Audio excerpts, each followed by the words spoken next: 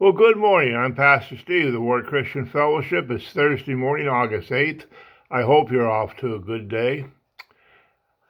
Thanks for being with me this morning. I want to read you something from Genesis chapter 1, verses 27 through 28. It says, So God created mankind in his own image. In the image of God he created them. Male and female he created them.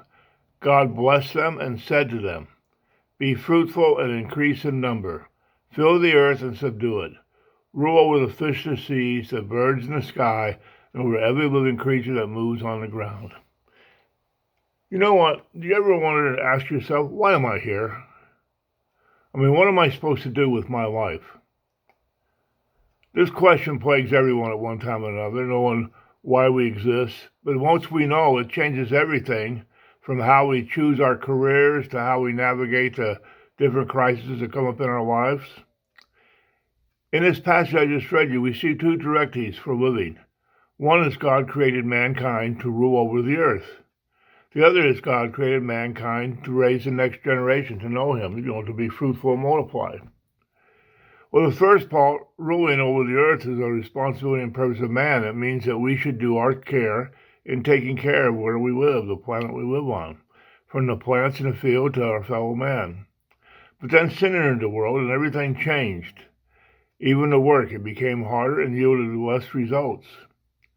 And look at the world today. There's famine, there's war, there's unstable economies, there's power struggles, and all that leads to frustration, worry, and fear.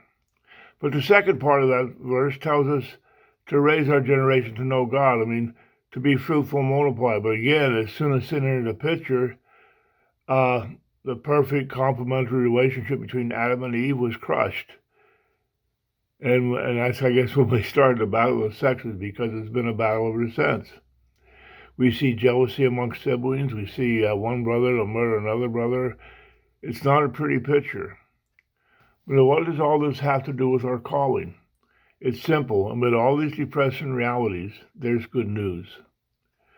Our calling is to do something very human, and that's to make decisions. Will we receive the grace of God that he offers through Christ? Will we believe it, or will we reject it? Our calling is to decide, and once we decide, to share it with others. The decision will ultimately lead to our finding purpose and meaning to life, and to the reason God created us.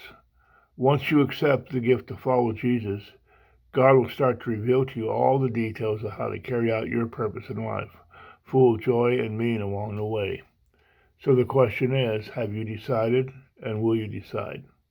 Or will you miss out on the ultimate purpose of life? And once you decide, be sure you share that with others, the joy of knowing Jesus. It's why we're here. I hope this helps you. I hope you have a great day. I hope I see you tomorrow. Be well, friends.